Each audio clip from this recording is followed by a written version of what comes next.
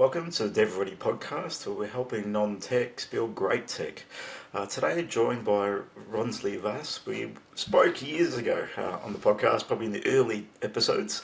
Ronsley is a really heavy podcaster in the space, really supporting people with wearepodcast.com. Go check him out in that space. And also digging heavily into AI, engineering backgrounds. So quite an interesting mix. Ronsley can have a conversation and also develop something with a computer. Just recently launched a book, Amplify AI. Is anyone interested in embedding AI into their business? Go have a read. It can give you some real good strategies on the approaches that you might consider and what the value could be within your business. Ronsley, thank you for joining us. Andrew, Guy, thanks for having me. And been a bit of trouble going on at the moment. I've seen you all over the place. What's been going on? Books been a big hit for you. What's happening in your world? You know, I think ever since AI came along, it's been interesting that what takes a lot of people ages to understand or learn, it just comes naturally to me. So I've been speaking about AI for a long time now, and it's been interesting. I mean, what's been fascinating is how quickly people pick up on the expertise. Because before this, it was podcasting, right? And people didn't really understand, and still don't really. If you kind of go around saying that, you're a podcast expert, people still don't know what that really means. What does that mean? Yeah. Correct. I mean, things have been good. I just got invited to OpenAI's Dev Day, which was it's surprising, interesting, and really cool all at the same time. Tell us a little bit about what happened there, because it would have been fascinating to see a little bit under the hood. What are people doing with AI? Because it's moving so quickly. Yeah, I don't think people. I think in general, as a computer scientist, you've got to understand how much what has had to happen in the background for us to have intelligence available like it is right now.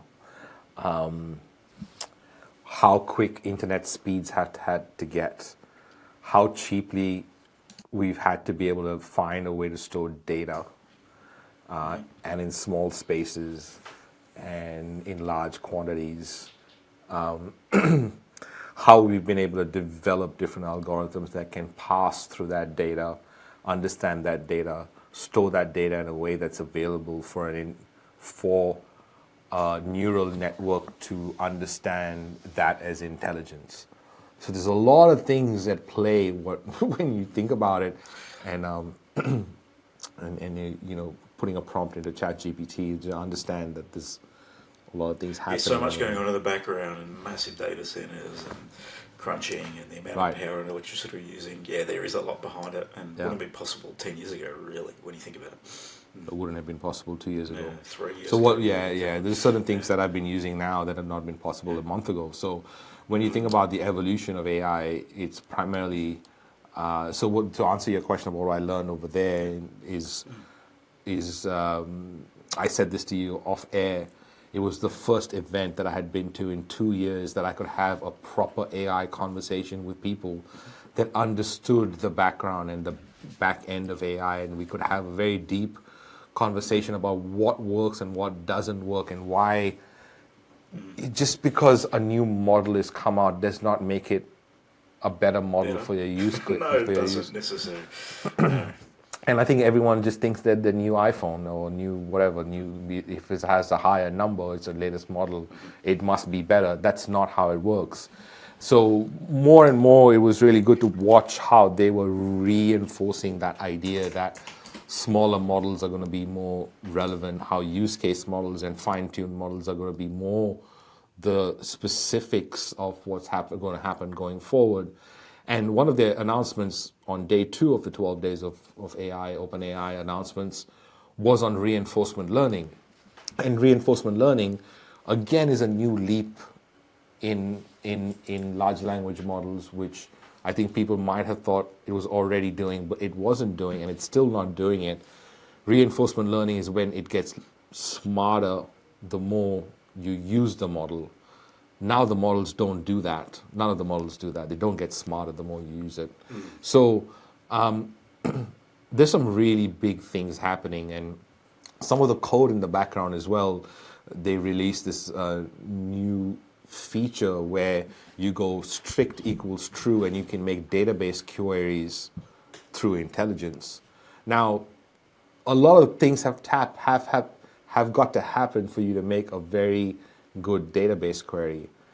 So it was not possible before because intelligence is a large language model and it's trying to be helpful. So the data that comes out is not always factual. However, there are No, now... it isn't sometimes.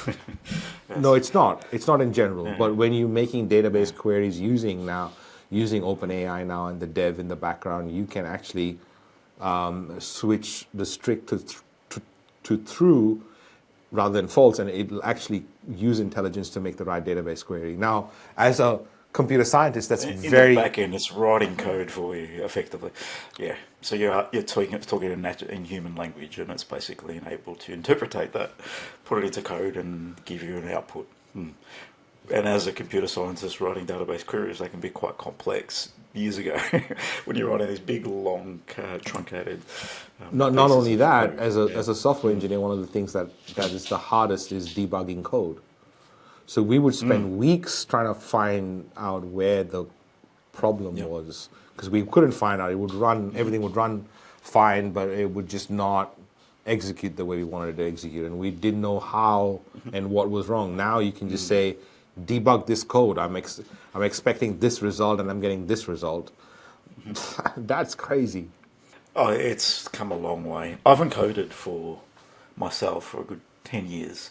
But I remember, you spent weeks debugging, and the guys, that's the biggest problem with software. You're building things, it's the testing and the validation of building quality in code. That is the biggest challenge in anything in the software space. It's easy to build stuff up and spin stuff up, but the reality is to build good, solid applications is not as simple as it sounds, but it's getting easier with these tools. But they're not perfect. But they only as good as the information you give them too, as well. If you give them too much, then they don't write as good code as they could. Yeah, I mean that's the thing. What everyone's sort of getting stuck up on is it is returning, but is it returning the thing that you want it to return? And some people are like, oh, it's not doing it. I'm like, you can get AI to hop on one foot if you wanted it to. You just don't know how to use it properly right now. Yeah, what I've found the best way to use AI is to just do incremental steps, little bits and chunks and improvement on that. It's not about people write me an app to build me a Netflix app. It's not going to be able to do that, but it will be able to write you the code to build you a login authentication piece that integrates with All0. We'll get too technical, or something like that. It will be able to do that. So in bite-sized pieces, you'll be able to get to an outcome if you know how to guide it and structure it in a way where you will get to the outcome. I think the only reason as well that it doesn't know how to do that whole thing is because the context is not, the context windows are not that large yet. Context, too small. Yeah, correct. That's so true. Talk about the context window because they're expanding all the time. But so for everyone that doesn't understand what that means, what does that mean from a context window perspective? So I think there are a couple of concepts to understand, and firstly, understanding that it is a silicon-based life form while we are a carbon-based life form. We require food and water to survive. It requires data and power to survive. It's intelligent on its own, so it's got its own intelligence, and its intelligence is based on the power it has and the data it has. So the power, even when you might think of power as only electricity, but power is electricity and compute. So it is the electricity that allows the compute to happen. That's what I mean by power. So the data is important, and when you think about it as an intelligent being, it also operates very similar to the human brain, because we've used neurology and psychology in computer science to build the artificial intelligence. So it is artificial intelligence in itself is a combination of 8 or 9 different fields like physics and math and computer science and neurology and psychology, and all these different fields have come together for AI to happen. So long-term memory, so the best way to look at it is long-term memory and short-term memory. Short-term, yeah. So long-term memory is the size of the model. So if the model is a large model, then you can say that this model has long-term, lot of long-term memory. It's been trained on a lot of data. I mean, this is not how it's in the computer world, but I'm just giving you an analogy of how you can think of it. And the second is short-term memory. That's a context window. So how much does it remember when it's executing the prompt in short term? And that is the most important window, because sometimes you're chatting with ChatGPT or whatever, and it sort of hallucinates, or you think it hallucinates. Actually, what's happened is it's forgotten the previous part of your conversation because it's gone past the short-term memory or the context window. So the larger the context window, the more the short-term memory. And the best way to think about short-term memory is in human terms. If you said that someone has a high IQ, you are saying that this person can remember more things in their short-term memory when they are talking to you. That's what it means to have a high IQ. When they're functioning, they have a lot of capacity to have a lot of short-term memory. So the bigger the context window, it increases, the bigger IQ, I suppose, we'll get. Okay. However, it does depend on how the model is trained as well, and how the model operates, which does accelerate its intelligence. It's definitely fascinating, and if you ever been in ChatGPT and you're talking in a long conversation, it will lose the top of the conversation. It's just a window that's moving, so as you're going through. So think of it that way, as something that you've got a block that you're talking into. If you throw up, I don't know, the 100-page words document, you try and pump that in there, it won't even let you do that. But if it did, it wouldn't be able to actually distill that quite easily. And what you find is the more information you give it, the less precise it is anyway. So you've got to be really poignant on it. If you throw in a PDF and you upload it and it's a 300-word document and you say summarise it, it's going to give you a little summary and it's not going to be relevant. But if you go in and pick in a couple of pages and summarise that, it's going to be better, more relevant, more specific. So it depends how you work with the AI. Yeah, it also depends on which model you use. So if you have a model with a higher context window, then it'll remember more of the PDF, and so it'll summarize more of the document than a smaller context window. Let's get into strategy and what we can do with AI in our business, because what we're seeing is, I saw a nice little photo of a bar of soap sitting on I don't know if you've seen this photo jumping around, sitting basically on next to a tap, and then someone's put in a pump into the soap and said adding AI into your software. So you're pumping the soap bar effectively. Quite fascinating. But there's a lot of that happening, right? People are just, let's put a chat in. Let's put an ability to update. I don't know, maybe it's expand on what we're writing. So using AI, from what we've learned, is you need to engineer product AI first. But I'd love to get your thoughts on this in terms of how you might use it in a product and then scale it out into a business, because they're two very different things. But in reality, we're just trying to get an outcome and solve problems at different rates or at different ways than we ever did before. 100%. So that's your point, is exactly that, what you just said last. There's some really interesting memes, obviously, that are coming out. I find it fascinating the people that are claiming AI expertise can't even fix a printer that's not working in the office. There's a lot of that going on. AI training, AI this, So, application. The best way is, if you're a business owner, what are the things that you're not good at, and use AI for that.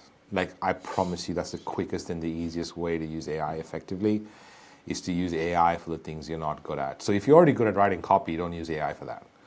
Use AI for the things you're not good at, which is maybe project management or ideation or, I don't know, whatever it is. For me, it was writing copy was the hardest thing for me. Like, I could speak, I could deliver on stage. I'm great. I've been on stage since I was 10. Like, all these things were fine, but writing marketing copy. Since you were 10. How did you end up on a stage when you were 10? I was captain of the elocution team and debate team and general knowledge team, and I was on stage for thousands of people when I was 12, I think. So Oh, wow. All right. So yeah, I mean, I get people to ask me this all the time. I mean, they're like, "Oh, so you really know how to speak on stage?" And who taught you, or like what speaker coach do you use? That's the question I get asked, and I'm like, I've been on stage since I was 10, so very different scenario. But I was very Just being comfortable, right? So it's just being comfortable in the environment is the priority because a lot of people aren't comfortable in the environment, which makes it challenging. not only, it is also being able to articulate yourself well, and that's what debates and elocution teaches you, is how to make your point and how to eloquently say that and how to use different vocabulary to make your thing. So there's different elements that work in your favor and when you're on stage when you're young, I suppose. So back to My the point is business that you're saying, my point is like use it for what. what you're not good at. Yeah, that's a good point. So say for example, whatever the thorns in your business have been, like if you're like, I've been in my business for the last 5 years, 10 years, 1 year, whatever, and I've not been able to get leads, or I've not been able to convert my leads. I've got get enough leads coming in, but I'm not converting them into clients, or I'm getting the clients and they're not staying. I don't have loyalty. I can't deliver properly, or whatever. Or I'm doing all those three and I don't know how to scale. It doesn't matter. It depends on where you're at in your business, and you can personalize it. So rather than dismiss AI and say it's not doing something, and if you're a really good copywriter and you're saying, oh, it doesn't write copy like I can, first of all, that's very ignorant of you. Second of all, yes, it can write copy. Yes, it is. Yeah. Better than you. Yeah, better than you. Anyway. Yeah. And the third is like, Yes. use it for other things. Like, what are the things that you're ignoring? Is it that you're not making enough offers, or is it that you're not putting out enough content, or whatever it is, right? Just go do that and use AI to do that, because it's better than not getting done. A simple thing that I'm using AI for is just help. I don't write very well. I can have a conversation, I can speak quite well, present quite well, but writing is not my expertise. So writing emails, Grammarly was my first little tool that I embedded in my workflow. But if I'm writing anything important, I just write it up and just dump it into pretty much ChatGPT. Fix this up for me, refine it. That's all I do. Keep it simple, and it just makes it sound cleaner, more precise. And if you prompt it in the right way, you can deliver a better outcome. So that's a way I use it day to day. And then in our business, I would agree things you don't do well, but I will also disagree when going in on things you do well as a business and how do you scale. I think you said scale a little bit there. We had a bottleneck in our business, and that's where this DevReady AI thing came from, where we built a tool which really fixed the bottleneck. The bottleneck was we had a couple of people that could design product and engineer product, and the rest of the team was not really capable. So we AI enabled it, made it 5 times quicker for our team to do that, and now we can do a lot more. So in terms of the DevReady piece, which is what we do from a design perspective, over the last 6 months we sold more DevReadies into our business than we have in the past 3 years. To give a bit of context. So it just that scale and the ability to deliver quicker, faster, more effectively, and deliver on the promise is powerful. So that's a great use case, right? I mean, it was a bottleneck, it was a problem, used AI on it, and like you got results that exceed the last 3 years. That's that's a perfect use case. Yeah, correct. Just give people context of what can be possible. But that's taking your I think there's a IP in every business that you can take a process and really embed AI in. It supports, in my mind, the knowledge worker, someone that's got context and can empower them.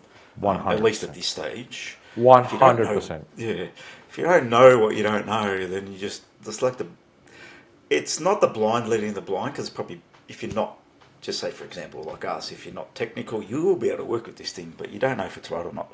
Or you don't know if it's doing too much, because the reality of AI, it might give you too much context or content that you need to reduce things and simplify things. So that's the limitation that you have if you're non-technical in this example, or not the knowledge worker, or I think you're 100% bang on. I feel like the first thing you do is apply to the things that are holding you back, and the next thing you do is apply to the things that really make you go forward. Like if you have a method, like for example, Gary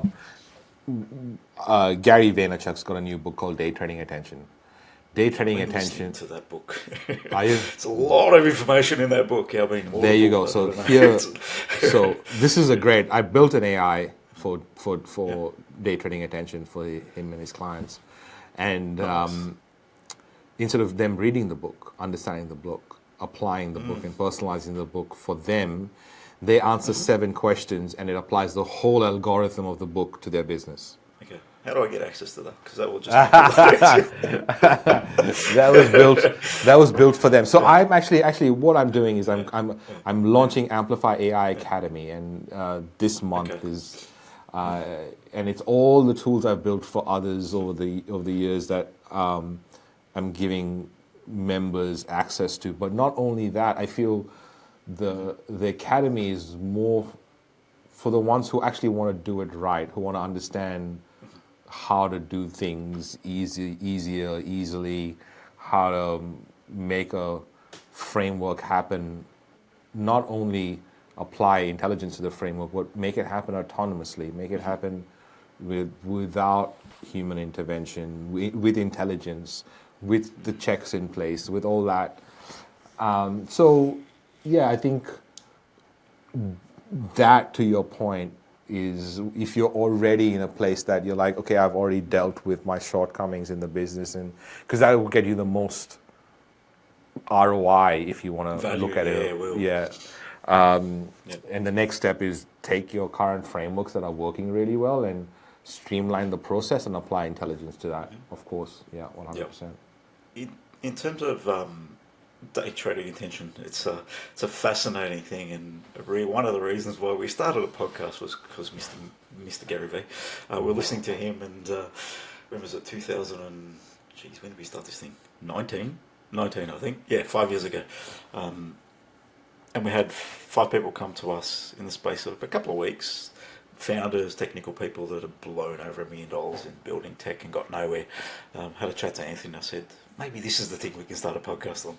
So we started sharing stories, and that's where it all started from. So I've always listened to Gary, but a lot of his stuff is, you need to be it's like more compounding. So the advantage of the podcast is we can share clips, we can build an article from it. But I think it's more than podcasting, because that's one thing. What else can you do to add value to your audience? And maybe these days you've got TikToks of the world. How do you be a bit more funny or a bit more different in terms of the way your strategy is to attract different audiences? It just really depends on what your audience is. So that's a sidetrack, but yes, it's an interesting frame to think from. Make more content as much as you can, see what works, build ads around it. So, well, that's not what he's saying really. He's saying more find the cohorts and what the hypothesis of those cohorts are, but he's also testing on different things and strategies, right? So no, but he's different cohorts. He's testing the hypothesis. So you're first doing the strategy on the hypothesis. You're figuring out what the current signals currently in the market are.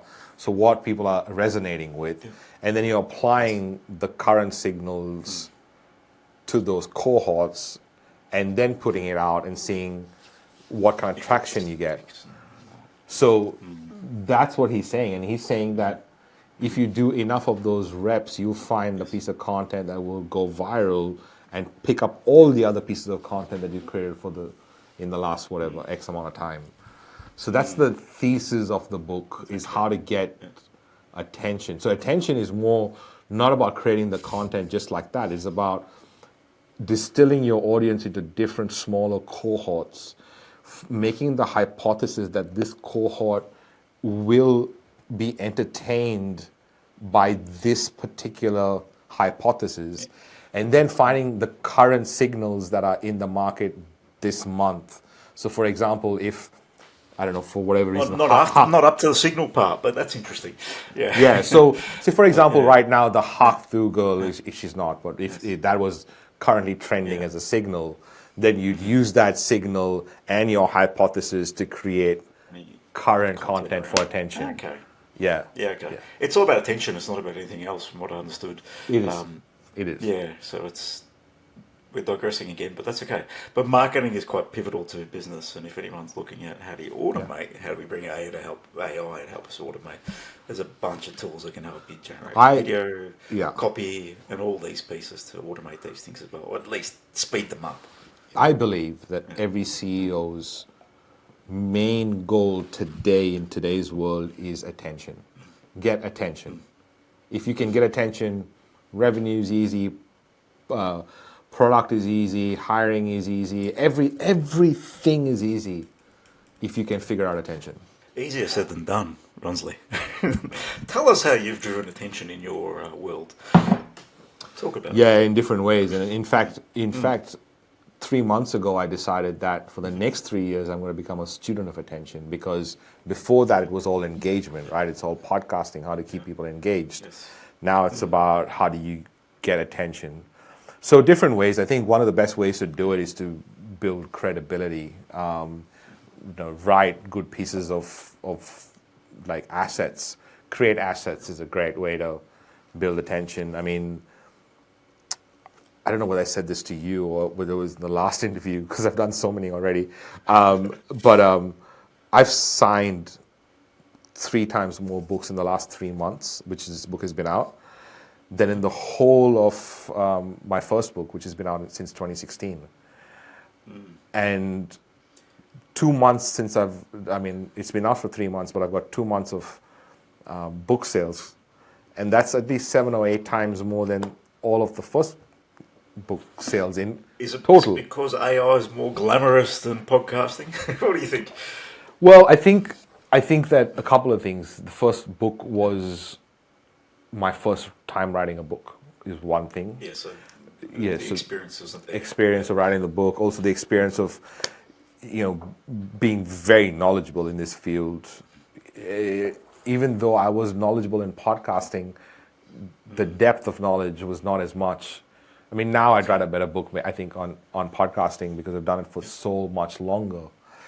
So different elements, definitely AI being top of mind right now as well is probably another huge element. So that attention is that. Another piece of attention is using day trading attention for sure. Like, what are the signals that are right now working? So when you're scrolling and you're looking at your phone and you're looking at things, what are the things that you're paying attention to? Right? Like, and if you're seeing the same thing a few times, like if you're seeing the same audio being done on a few times, then create a reel of that. But now, today's world, the best way to get attention is short form video. And if you're not creating short form video, then you're literally not, goddamn, like you're missing so many tricks. And even if you're getting 100 people, just even if 100 people are watching that short clip on one platform, that's better than 0 people watching that clip. Yeah, I think we get a bit lost in what that means. And I was reading something on LinkedIn the other day, and they said, you've got 300 views of something. Now imagine putting 300 people in a room, and they had a picture of a little room talking, a room in I think it was a school or something, 300 seats. That's how many people have seen your video. So it is, I think we get a bit lost in, only got 300 views, but there's 300 people that are still being attracted or looking at your brand, or at least seeing some component of what you're putting out there, and then you're staying top of mind. That's the goal, for attention to stay top of mind. Well, I think everyone wants, this is not my quote, by the way, this quote is by Philip McKernan, and the quote goes like this, everyone wants to make an impact on the planet, but they want to look good while they're making that impact. So it's more an ego thing, like see how many views I got, right? It's not really in making the impact that you're saying you want to make. In terms of what you're doing with business, let's talk about that. So when you're going into organisations, supporting them with AI, what's trending right now? Is it knowledge bases? Is it building tools for their clients? Is it internal tools? Bit of everything. What seems to be trending when you're advising and consulting in this space? I think most people want a chatbot first thing, and then I tell most people that a chatbot is just because you know it does. Just because it's the bicycle you know to ride doesn't make it a good bicycle to ride, right? So, I think the best way first is to do an audit on the business, and in the audit find where is the leverage point. And then if you can find where the leverage point is, then you just document the current process, improve it and streamline the process first, then inject AI to make that whole process be more efficient, execute quicker, and more consistently. Then the leverage will just provide the result and the ROI. I mean, I've never said it like this, and I'm glad you asked me the question, but it's so simple actually. When you think about how to deliver value, if you know how to create an AI solution, that's it. Find the leverage point that will deliver what is the lowest hanging fruit. Like, go find that, and then find a way to harvest that fruit as quickly as possible, and then the company will go, oh wow, what else can you do? Like, it's simple. Then you find the next point. A lot of businesses came to us in the beginning of work with a company like ours, which is a software consulting house, is where we sort of stand from. And they come to you and they don't have a CRM, or they don't have this in place, and they don't have that in place. And then there's no systems. They're working off the Excel spreadsheets, and they want to go and build this end-to-end software solution. First and foremost, go and clean up your house a little bit. I think that's important too.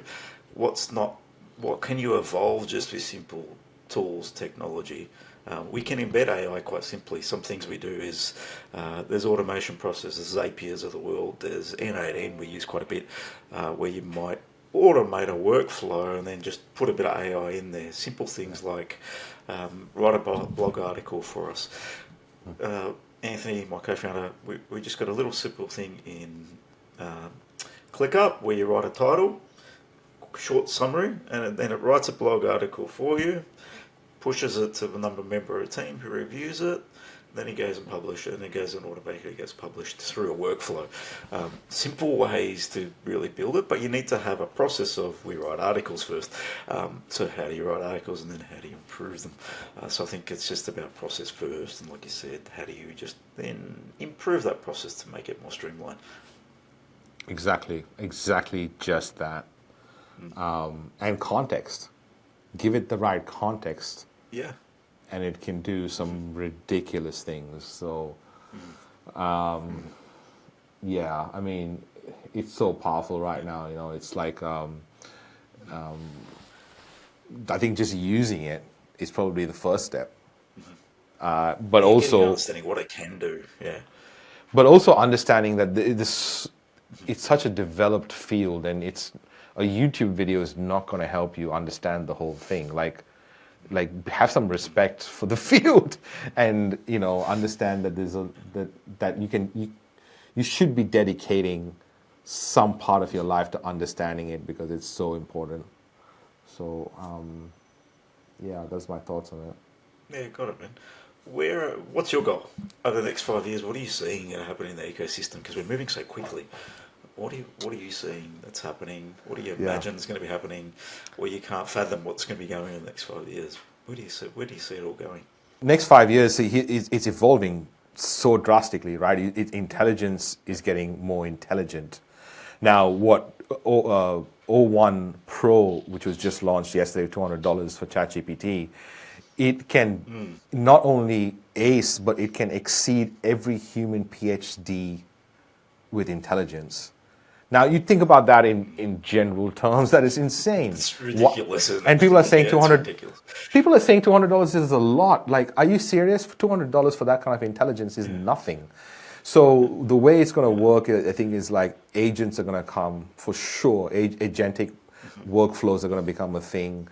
But I think augmentation of human intelligence is definitely the thing you got to use now. Is like, what can you do to augment your intelligence, and how can you use AI to augment what you currently do? So things are going to change very drastically, and have already been changing in the last 2 years. They are evolving. If you haven't been paying attention, then you're getting left behind significantly. Yeah, there's a 100%. lot of movement right now. If you want to go learn more about Ronsley, thank you for joining us on the DevReady Podcast, Ronsley. If you want to learn about his podcasting world, we are podcast.com. And if you want to learn about how you might embed AI in your business, go check him out at amplifyais.com. Ronsley, thanks again for joining us. Really appreciate you coming on. Have a wonderful afternoon, and we'll speak to you shortly. Thanks, Andrew.